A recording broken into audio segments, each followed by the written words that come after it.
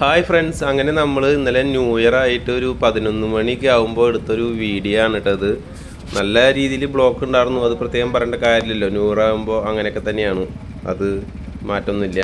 പക്ഷേ എനിക്ക് പറയാനുള്ളത് എന്താണെന്ന് വെച്ച് കഴിഞ്ഞാൽ, നമ്മുടെ ഈ വെളി ഗ്രൗണ്ടിലും ഫോർട്ട് കൊച്ചി പരേഡ് ഗ്രൗണ്ടിലൊക്കെ നടത്തുന്ന പോലത്തെ എന്തെങ്കിലും പ്രോഗ്രാമുകളൊക്കെ മറൈൻ ഡ്രൈവ് പോലത്തെ എവിടെയെങ്കിലൊക്കെ നടത്തുകയാണെങ്കിൽ കുറേ തിരക്കൊക്കെ നമുക്ക് കുറയ്ക്കാൻ കഴിയില്ല, അവിടേക്കുള്ള ഒഴുക്ക് കുറയ്ക്കാൻ കഴിയില്ല എന്നാണ് എൻ്റെ ഒരു സംശയം കേട്ടോ.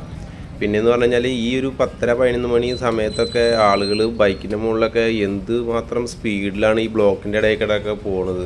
അപകടം വരുത്തി വയ്ക്കുന്ന രീതിയിൽ തന്നെയാണ് അവർ പോക്ക്. അതൊന്നും നിയന്ത്രിക്കാൻ അധികാരികൾ ഒന്ന് ശ്രദ്ധിക്കേണ്ടതായിരുന്നു. അതെല്ലാ വർഷത്തെ കാര്യം അങ്ങനെ തന്നെയാണ്. എൻ്റെ ഒരു സുഹൃത്തിനും ഒരു ആക്സിഡൻറ്റ് പറ്റിയായിരുന്നു 2 വർഷങ്ങൾക്ക് മുമ്പ്.